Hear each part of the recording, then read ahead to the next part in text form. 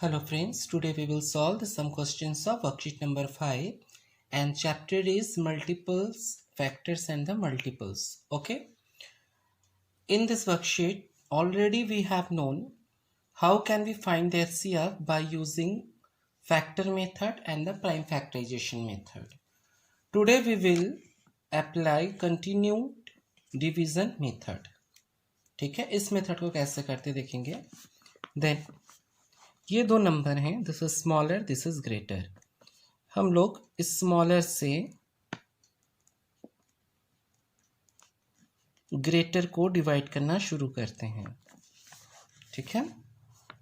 Now 345 one जा 345.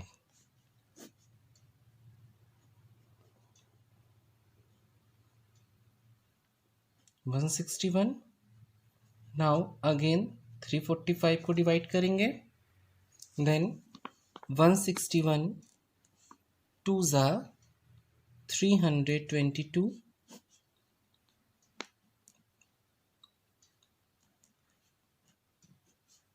Now 161 को divide करेंगे. 7 जा 161. ठीक. हम लोगों ने 345 से डिवाइड किया. 161 जो रिमाइंडर आया, इस रिमाइंडर से हम लोग 345 को कर रहे हैं. फिर जो रिमाइंडर आया, इससे हम लोगों ने 161 को डिवाइड किया और अब रिमाइंडर हो जाता है 0. जब हम लोगों ने 23 से डिवाइड किया है तब रिमाइंडर आया 0. तो HCF जो होगा इन दोनों का, that will be 23. Okay. Means जो रिमाइंडर आएगा उससे उसमें जो डिविजर होगा उसको डिवाइड करेंगे. फिर ये रिमाइंडर आया, इस रिमाइंडर से इसको डिवाइड करेंगे, जो ठीक उस केस में डिविजर हो उसे. ओके. ये तो 2 नंबर्स का केस था. अब अगर मान लीजिए ऐसा केस जिसमें 3 या 3 से ज़्यादा हो नंबर, तब कैसे करेंगे. तो इसमें देखिए, दिस इज स्मॉलेस्ट, ये ग्रेटर और ये ग्रेटेस्ट है.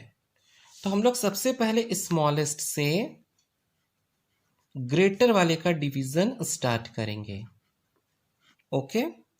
देन 121 वन जा 120. 24. अब 120 डिवाइड होगा इससे, रिमाइंडर से. देन 24 5 जा 120.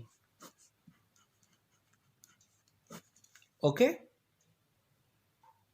इसका मतलब 24, 120 और 144 का तो HCF हो गया. लेकिन क्या इससे 384 भी डिविजिबल है? तो इसके लिए हम लोग 24 से 384 को डिवाइड करके देखेंगे. देन 24 बन जा 24.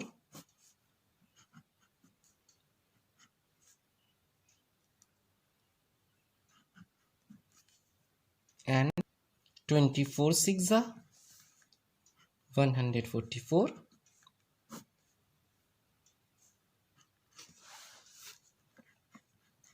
ट्वेंटी 24 से तीसरा नंबर जो है वो भी डिविजिबल है. तो इस तरह से इन तीनों का जो HCF है वो क्या हो जाएगा, 24. ठीक. इसका C पार्ट है. C पार्ट में 2 नंबर्स हैं. जिस तरह से मैंने A करवाया है उसी तरह से ये सॉल्व होगा. D में हम लोगों ने जैसे B पार्ट को किया है उसी तरह से हम लोग इसके D पार्ट को भी करेंगे. ओके. लेकिन D पार्ट में थोड़ा सा डिफरेंस है, हम इसे देखेंगे. जैसे देखिए, पहले हम लोगों ने स्मॉलेस्ट और ग्रेटर को लेकर स्मॉलेस्ट और ग्रेटर का HCF फाइंड किया है, तो आ गया 26. लेकिन जब हम लोगों ने इस 26 से ग्रेटेस्ट को डिवाइड किया तब ये कंप्लीटली डिविजिबल नहीं हुआ, और ऐसे केस में जो 949 है वो 13 से डिविजिबल होता है, ना कि 26 से. मीन्स ये जो 26 है ये 208 और 494 का तो HCF हो सकता है, but not HCF of the 949। तो अब हम लोग देखेंगे कि इस 949 के केस में ये जो 13 से डिविजिबल है, क्या ये बाकी दोनों नंबर 208 और 494 13 से डिवाइड होंगे? इसको करके देखेंगे। आइए करके देखते हैं। 13 1 जा 13, 13 6 जा 78। ये तो कंप्लीटली डिविजिबल हो गया। इसे देखेंगे। 13 3 जा 39, 13 8 जा 104। मीन्स 13 से ये तीनों ही नंबर डिविजिबल हैं, तो इस केस में इसका HCF हो जाएगा 13। ठीक है, ये केस थोड़ा सा अलग है, इसको बहुत अच्छे से समझकर करेंगे। आइए ई करते हैं। सबसे पहले हमने स्मॉलेस्ट से ग्रेटर को डिवाइड करना है। 1 जा 1111, 2 minus 1 1, 0 1, डिवीजन 1111। ओके, 101 1 जा 101, then 1 minus 1 0 1, cancel 1, 101 जा 101। मीन्स ये जो 101 है ये 1111 और 1212 का HCF है। लेकिन क्या इससे 6868 भी डिविजिबल है? इसको चेक करेंगे। 101 डिवीजन 6868, देन 6 जा 606,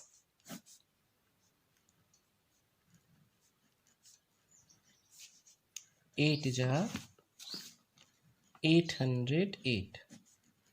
101 से ये थर्ड नंबर भी डिविजिबल है, तो इसलिए इसका HCF क्या हो जाएगा? 101। ओके, इसी तरह से हम लोग F करेंगे। फिर G और H। अगर 2 नंबर्स दिए हैं तो उसको भी एक्सप्लेन किया गया कि कैसे करना है। अगर 3 नंबर्स दिए गए तो उसे कैसे करेंगे वो भी एक्सप्लेन कर दिया गया है। कुछ क्वेश्चंस के डायरेक्ट सॉल्यूशन आपको दिया जा रहा है। अगर इसमें कोई प्रॉब्लम है तो आप हमसे पूछेंगे।